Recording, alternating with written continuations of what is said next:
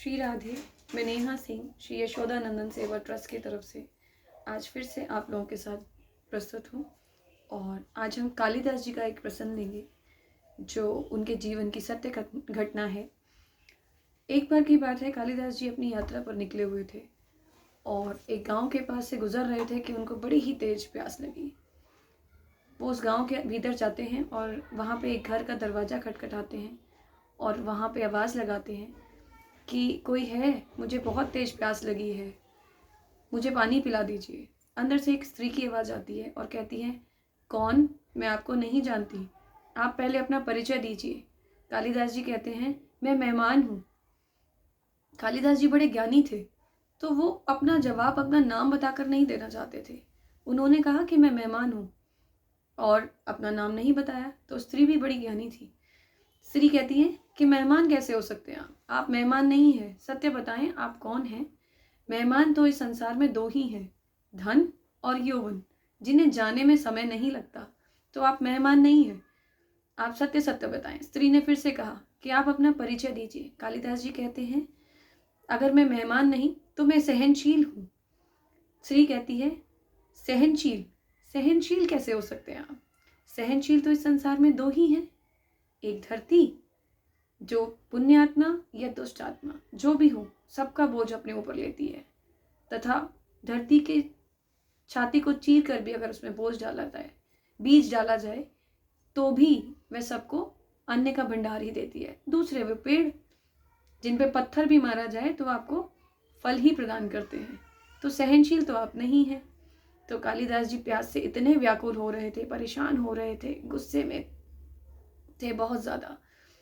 तो कालिदास जी कहते हैं, अरे तो मैं फिर हठी हूं, आप मुझे पानी पिला दीजिए देवी, मैं बहुत प्यासा हूं, आप मुझे पानी पिला दीजिए। तो वह स्त्री कहती हैं कि नहीं, फिर से झूठ, आप हठी तो नहीं हैं। आप हठी कैसे हो सकते हैं? हठी तो संसार में दो ही चीजें होती हैं, एक नाखून और दूसरे बाल, जिन्हें जितना भी काटो दोबारा आ ही जाते हैं। तो आप हठी तो नहीं हैं। अब कालिदास जी का गुस्सा चरम सीमा पर था और अपने आप को बहुत ही पराजित और अपमानित महसूस कर रहे थे। तो हाथ जोड़कर कहते हैं, हे स्त्री, हे देवी, मैं बहुत व्याकुल हो चुका हूँ, मुझे बहुत प्यास लगी है और मैं आपके चरणों में प्रार्थना करता हूँ कि कृपया मुझे पानी पिला दें, वरना मैं मर जाऊंगा।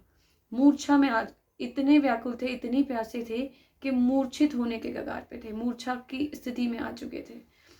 लेकिन परंतु वह स्त्री उनसे फिर पूछती है कि पहले, हे ब्राह्मण, पहले मुझे अपना सत्य परिचय दें कि आप हैं कौन। कालिदास जी का घमंड जो उन्हें अपने ज्ञान पे हो चुका था, चूर चूर हो चुका था। तब कालिदास जी कहते हैं कि हे देवी, अब तो मैं सिर्फ मूर्ख ही हूं।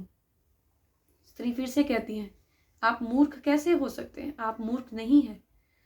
मूर्ख तो वे होते हैं, वे राजा हैं और वह उनकी प्रजा या उनके मंत्री। राजा कैसे? मूर्ख तो वह राजा है जिसे ज्ञान ना हो, उसके बावजूद भी अपने राज्य पर शासन करता है।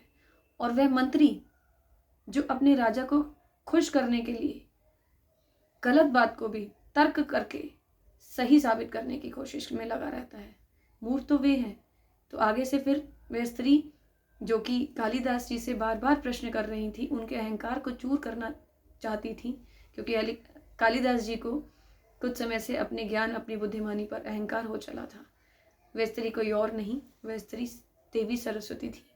माँ सरस्वती समझ गई थी कि जब किसी व्यक्ति के, किसी इंसान के बुद्धि पर अहंकार का वास हो जाए तो वह सही नहीं रह सकता।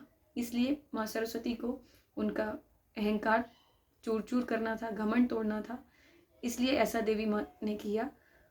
तब उन देवी माँ के दर्शन पाकर कालिदास जी कहते हैं कि हे देवी, मुझे क्षमा कीजिए, मैं अपने अहंकार में सब कुछ भूल चुका था, मुझे बड़ा ही घमंड हो गया था अपने ज्ञान पर, लेकिन आज के बाद मैं कभी भी अपने ज्ञान पर कभी कोई घमंड नहीं करूँगा, ऐसा कालिदास जी कहते हैं।